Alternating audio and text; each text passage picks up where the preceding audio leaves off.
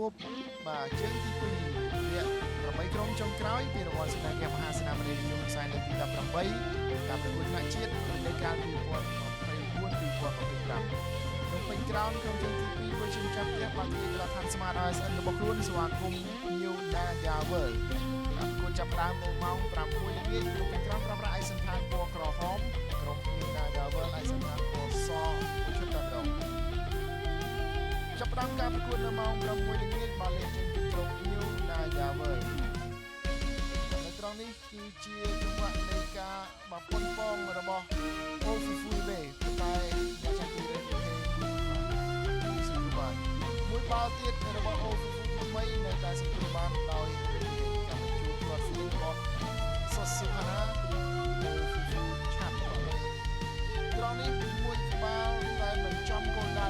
ដោយលឹមពិសិដ្ឋតមកទីមានការប៉ុនប៉ងពីចម្ងាយរបស់ផាត់សុខាទៅលើសម្លាញ់ទីរបស់ភ្នំពេញក្រោមវិញដែលអ្នកចាំទីសវ័យសំណាងអាចជួយសង្គ្រោះបានឱកាសរបស់ភ្នំពេញក្រោមម្ដងវិញម្ដង Ofufu ប្រើលឿនបាទទាញចូលជើងស្ដាំទាត់កោងយកតែម្ដងតែមិនផុតពីការរារាំងរបស់អ្នកចាំទី Ready Hay បាល់បំផ្លោងពីចម្ងាយត្រង់នេះកាយសូជាបញ្ជូនយ៉ាងអតែ Yelegosli បាទពួកបាល់មិនបានទៅជ្រុលបន្តិច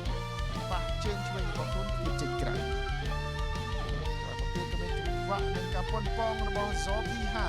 ក៏មិនបានសម្រេចដូចគ្នាបានត្រឹមតែរត់កាត់ពីមុខទីរបស់ភ្នំពេញក្រោមការប៉ុនប៉ងពីចម្ងាយទៅនេះបានជះបានដល់អ្នកចាំទី Ready Hay ការសុទ្ធតែយកជើងឆ្វេងរបស់ឡុងពីរ៉ាលេង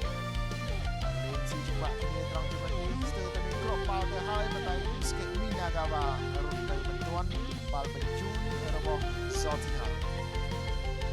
ត្រង់នេះមានការបញ្ជូនបាល់ជ្រុំមកហើយវត្តៃល្បីជាអ្នកតែបញ្ចូលទី